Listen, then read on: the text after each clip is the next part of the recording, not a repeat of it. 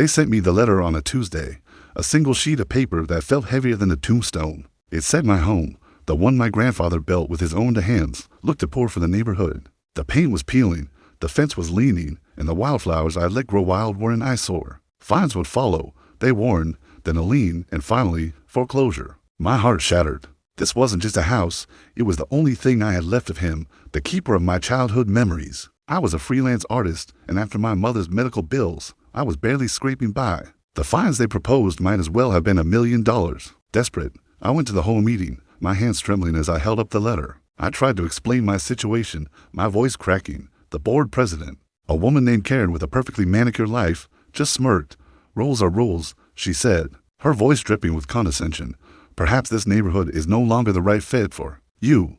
The room was silent, her words hanging in the air like a death sentence. I went home defeated, tears blurring the path to my poor front door. For days, I did nothing but stare at the peeling paint, feeling the walls of my life closing in. Then, one morning, an old van pulled up.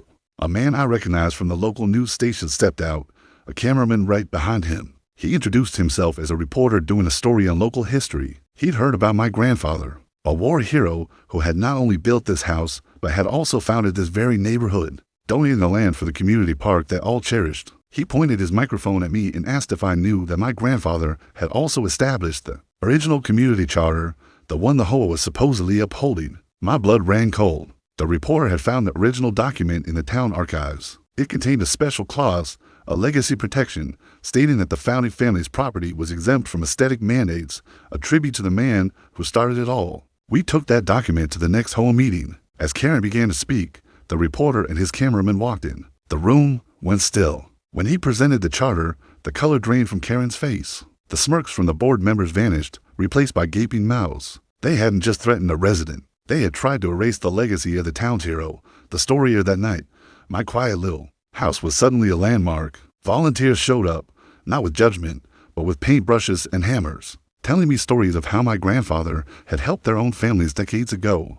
My home was transformed, not by HOA rules, but by the love of a community that remembered its roots.